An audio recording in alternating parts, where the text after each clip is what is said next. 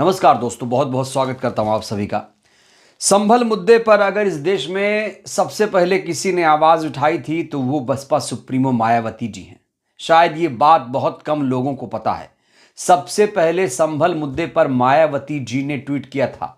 उसके बाद ये पूरा मामला सुर्खियों में आया था और अब संभल मुद्दे को लेकर बहुत सारे नेता आवाज उठा रहे हैं। लोग कह रहे हैं कि गलत हुआ, लेकिन सबसे पहले अगर किसी ने संभल मुद्दे को छुआ तो वो बसपा सुप्रीमो थी। बसपा सुप्रीमो ने प्रेस कॉन्फ्रेंस की संभल मुद्दे को लेकर, बांग्लादेश के मुद्दे पर और दलित सांसदों के रवैये को लेकर। जो दलित सांसद दूसरे पार्टियों में बैठे हैं वो कर क्या रहे हैं, उनको खूब लताड़ा है बहन जी ने। साथ ही साथ केंद्र सरकार को भी लताड़ लगाई है और बांग्लादेश के मुद्दे पर खास तौर से मोदी सरकार को घेर लिया है। तो क्या कुछ कहा है बसपा सुप्रीमो ने, आज मैं आपको विस्तार से बताने वाला हूं। लेकिन सबसे पहले अपडेट मैं आपको बांग्लादेश के मुद्दे पर देना चाहता हूं। बांग्लादेश में हिंदू मंदिरों पर लगातार हमले हो रहे हैं। ढाका के इस्कॉन मंदिर में जमकर तोड़फोड़ की गई है, आगजनी की गई है और इस हमले में श्री श्री राधा कृष्ण और श्री श्री महाभाग लक्ष्मी नारायण के विग्रह पूरी तरह नष्ट कर दिए गए। हिंदुओं और अल्पसंख्यकों पर वहां लगातार अत्याचार जारी है। भारत और बांग्लादेश के बीच अभ्यस्त प्रधानमंत्री शेख हसीना के देश छोड़ने और मोहम्मद यूनुस के नेतृत्व वाली अंतरिम सरकार की सत्ता में आने के बाद हिंदुओं और अल्पसंख्यकों पर अत्याचार लगातार जारी है। बीते हफ्ते में हिंदुओं पर लगातार हमलों और विशेष रूप से इस्कॉन बांग्लादेश के संत चिन्मया कृष्णदास की गिरफ्तारी के बाद से रिश्ते और ज़्यादा खराब हो गए हैं। तो कई तरह की रिपोर्ट सामने आ रही है। इस्कॉन मंदिर को जिस तरीके से कट्टरपंथियों ने नष्ट किया है, उसे पेट्रोल डालकर आग के हवाले किया है, देश दुनिया में निंदा हो रही है। और भारत में भी आप देख रहे हैं क्या हो रहा है कि मस्जिदों के नीचे मंदिर ढूंढने की कोशिश की जा रही है। बड़ा सवाल, आखिर अल्पसंख्यकों को क्यों निशाने पर लिया जा रहा है? तो जहां भारत में मस्जिद के नीचे मंदिर ढूंढने की कोशिश की जा रही है, वहीं बांग्लादेश में जो खास तौर से अल्पसंख्यक हैं वो खुद को सुरक्षित महसूस नहीं कर रहे हैं। बांग्लादेश में जो अल्पसंख्यक हैं, जानते हैं, ज्यादातर वो दलित समाज से आते हैं। इसीलिए मायावती जी ने उनको लेकर चिंता जाहिर की है। और संभल के मुद्दे की तरह मायावती जी पहली ऐसी नेता हैं देश में शायद जो बांग्लादेश में जो अत्याचार हो रहा है दलित समाज पर, हिंदू समाज पर, उसको लेकर चिंता जाहिर की है बसपा सुप्रीमो ने। तो बहुत बड़ी ये खबर है, लेकिन टीवी मीडिया ने ये खबर उस तरह से नहीं दिखाई जिस तरह से दिखानी चाहिए। जो मायावती जी ने ऐलान किया है, जो फैसले लिए हैं, प्रेस कॉन्फ्रेंस में जिस तरीके से बीजेपी सरकार को सुनाया है खरी खोटी, ये हिम्मत नहीं है टीवी मीडिया में दिखाने को। तो मायावती जी एक बार फिर से सक्रिय हो गई है, तमाम मुद्दों को लेकर अपने विरोधियों को कटघरे में खड़ा किया है। तो चलिए आपको विस्तार से बताते हैं कि बसपा सुप्रीमो ने क्या कुछ कहा है। संभल के मुद्दे को लेकर क्या कहा है, सबसे पहले मैं आपको बताना चाहता हूं। संभल में आप देख रहे हैं कि वहां पर 7 लोगों की जान गई है। वहां की एक मस्जिद है, शाही जामा मस्जिद, कहा जा रहा है कि वहां उसके नीचे हरिहर मंदिर है। इस तरह के दावे किए जा रहे हैं। सर्वे की याचिका लगाई गई थी कि सर्वे किया जाए। सर्वे की याचिका मंजूर हो गई और टीम सर्वे भी करने चली गई। उसके बाद हालात बिगड़े। उसके बाद तो आप खबर जानते हैं क्या कुछ हुआ। राहुल गांधी भी जाने की कोशिश कर रहे थे, उनको भी रोक दिया गया था गाजीपुर बॉर्डर पर। और अखिलेश यादव भी जाने की कोशिश कर रहे थे, लेकिन उन्हें नहीं जाने दिया गया। इसको लेकर मायावती जी ने खूब खरी खोटी सुनाई है सबको।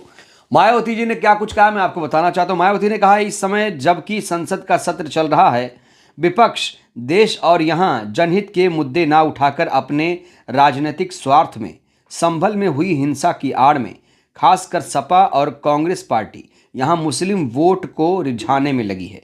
ये पार्टियां मुस्लिम समाज को भी, अर्थात तुर्क और नॉन तुर्क को भी आपस में लड़ा रही हैं, जिससे मुस्लिम समाज को भी सतर्क रहना है। उन्होंने आगे कहा, इससे भी ज्यादा दुख की बात यह है कि जिनकी बदौलत से संसद में दलित वर्ग के सांसद पहुंचे, दलित सांसदों पर खास तौर से भड़की हैं बसपा सुप्रीमो।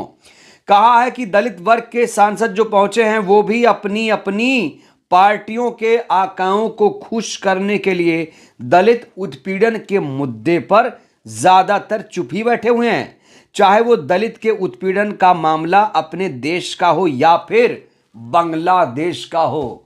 दलित सांसद को कटघरे में खड़ा कर दिया है मायावती जी ने, जो तमाम पार्टियों में इस समय मौजूद हैं। हक अधिकारों की बात नहीं करते हैं, एकदम मुंह पर टेप लगा लिया है, उनको भी लताड़ा है बसपा सुप्रीमो ने। खास तौर से बांग्लादेश में जिस तरीके से मंदिरों को निशाना बनाया जा रहा है, जिस तरीके से वहां के अल्पसंख्यकों को निशाना बनाया जा रहा है, उसको लेकर बसपा सुप्रीमो ने क्या कहा मैं आपको बताना चाहता हूं। उन्होंने कहा कि बांग्लादेश में हिंदू लोग जो बड़ी संख्या में जुल्म ज्यादती के शिकार हो रहे हैं, उसमें ज्यादातर संख्या उन दलितों की है जिनकी भारत देश में बहुलता होते हुए भी बंटवारे में जबरन उनको बाबा साहेब भीमराव अंबेडकर को संविधान सभा में चुनकर भेजने की सजा के तौर पर पाकिस्तान को दे दिया गया था, जो अब बांग्लादेश में है। और इसलिए कांग्रेस मुख्य विपक्षी पार्टी होने के बावजूद इस मुद्दे पर चुप है और केवल मुस्लिम वोट के लिए संभल संभल चिल्ला रही है। इस मामले में कांग्रेस, सपा और इनके समर्थक दल एक ही थाली के चट्टे बट्टे हैं। सबको खरी खोटी सुनाया बसपा सुप्रीमो ने और उस साजिश का भी पर्दाफाश किया। जो दलित समाज जो भारत में रहने चाहिए थे, वो बांग्लादेश को किस रणनीति के तहत दिए गए थे। भारत पाकिस्तान का जो बंटवारा था वो धर्म के आधार पर हुआ था, ऐसा माना जाता है। और आप जानते हैं कि जो मौजूदा बांग्लादेश है वो पहले पूर्वी पाकिस्तान हुआ करता था। वहां पर दलित समाज की आबादी ज्यादा है और जो लोग उत्पीड़न जिनका हो रहा है वो दलित समाज से आते हैं। इसलिए मायावती जी ने चिंता जाहिर की है, दुख का इजहार किया है। आगे बीजेपी सरकार को क्या कहा है वो सुनिए। कह रही हैं कि ऐसे में बीजेपी और उनके नेतृत्व में चल रही केंद्र की सरकार अपनी जिम्मेदारी को आगे बढ़ चढ़ के निभाए ताकि सबसे ज्यादा शोषण का शिकार हो रहे दलित और अन्य वीकर सेक्शन के लोगों को वहां और ज्यादा शिकार ना होना पड़े। या फिर कांग्रेस की इस गलती का जो अब वहां दलितों और अन्य वीकर सेक्शन आदि के लोगों को काफी नुकसान उठाना पड़ रहा है, तो उन्हें वहां की सरकार से बातचीत करके भारत में वापस लाया जाए। इसके लिए हमारी पार्टी इनकी बहुत बहुत आभारी होगी। तो एक चैलेंज दे दिया है बसपा सुप्रीमो ने बीजेपी सरकार को। आप देख रहे हैं बीजेपी के तमाम जो समर्थक हैं वो बांग्लादेश के मुद्दे पर उग्र हो रहे हैं, लेकिन यहां पर जो अल्पसंख्यकों पर अत्याचार होता है, दलितों पर अत्याचार होता है, बीजेपी के जो समर्थक हैं, नेता हैं, इस तरह से मुखर नहीं होते हैं। उत्तर प्रदेश में क्या हालत है आप देख रहे हैं, राजस्थान में दलितों की क्या हालत है आप देख रहे हैं, तमाम प्रदेशों में देख लीजिए। जाति के नाम पर चरम पर अत्याचार हो रहा है, जाति के नाम पर ऐसी घटनाएं सामने आती हैं, आप सुनते ही रहते हैं कि भाई कहीं घोड़ी चढ़ने पर किसी को मारा, मूछ रखने पर मारा, दूल्हा अगर घोड़ी पर चढ़ जाए तो इनको दिक्कत आती है। तो जाति के नाम पर जो हिंसा हमारे देश में हो रही है, सत्ताधारी पार्टी के समर्थक उसको लेकर क्यों नहीं आवाज उठाते हैं, ये बड़ा सवाल है। बांग्लादेश के मुद्दे पर तो ये उठाएंगे, इनको सूट करता है। बांग्लादेश में अत्याचार दलितों पर हो रहा है, लेकिन बीजेपी दलित का नाम नहीं लेती है, वो कहती है वो लोग हिंदू हैं। इस तरह से हिंदू मुसलमान बीजेपी कर रही है। और बीजेपी जातिगत जनगणना इसलिए भी नहीं करा रही है क्योंकि वो कराएगी तो जाति के मुद्दे पर आ जाएगी और जो धर्म के मुद्दे पर राजनीति करती है वो राजनीति पीछे छूट जाएगी। इसलिए भी बीजेपी के लोग जो हैं वो बांग्लादेश के मुद्दे को इसलिए उठाते हैं जिससे हिंदू मुसलमान ज़्यादा हो। ऐसे भी आरोप अब लगने शुरू हो गए हैं।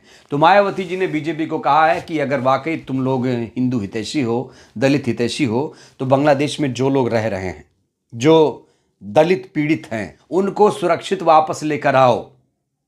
सिर्फ ये बयानबाजी से काम नहीं चलेगा। डबल इंजन की सरकार है और विश्व गुरु की सरकार है, तो विश्व गुरु क्या अपना 56 इंच की छाती दिखाएंगे बांग्लादेश को? क्या जो पीड़ित लोग हैं बांग्लादेश में, क्या उनको वापस लाया जाएगा? क्या ये चैलेंज बीजेपी को जिस तरीके से बीएसपी सुप्रीमो दे रही हैं, क्या बीजेपी ये चैलेंज मंजूर करेगी या सिर्फ बांग्लादेश करती ही रहेगी? बहरहाल इस वीडियो में इतना ही। मायावती जी ने जिस तरीके से बीजेपी को लताड़ा है, जिस तरीके से अपने विरोधियों को पहली बार लताड़ा है, इस तरीके से बांग्लादेश के मुद्दे पर मुखर होकर बोली हैं, इसको लेकर आप लोग क्या कहेंगे? आप लोग भी अपनी राय दीजिएगा। बहुत बहुत धन्यवाद।